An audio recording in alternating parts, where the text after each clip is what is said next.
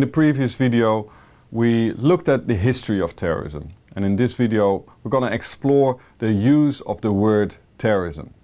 The English word terrorism is used a lot, and I've mentioned already earlier that it makes headlines almost on a daily basis worldwide. But of course the term is used in many different languages. Well, here are some examples of headlines of terrorist incidents in leading newspapers. Well, let's now first have a look at the use of the word terrorism at different times.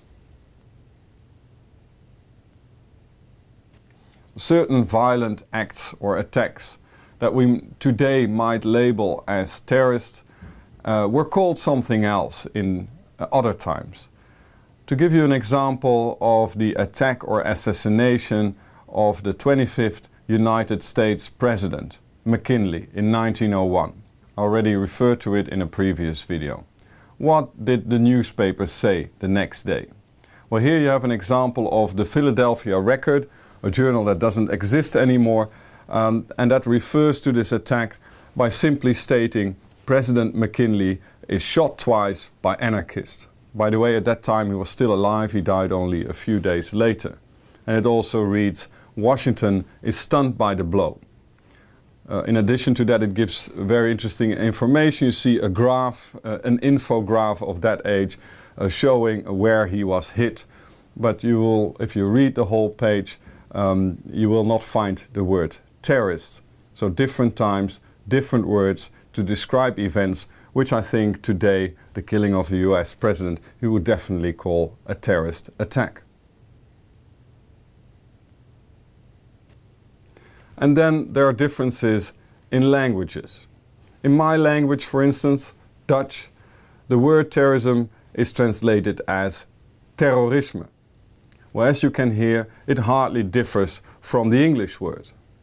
But I'm sure there are many other languages where terrorism, when translated, sounds very different and also might have a different meaning. Well, here's two questions I would like you to have a look at. What about your mother tongue, if it's not English? How would you translate the English words into your language? And does it still have the same meaning? And then the second question, what about other terms in English that can be used instead of the word terrorism? Well, here's a questionnaire to explore these differences. Thank you for filling out the questionnaire. I'm looking forward to learn about the translation of terrorism in different languages and the synonyms for terrorism. But that brings me to an important question. How to describe or define the term? What does, for instance, the Oxford Dictionary say about the meaning of the term? And I've used the Oxford Dictionary because I think it's the leading one in the English language. Let's have a look. It reads as follows, and I've used the online version.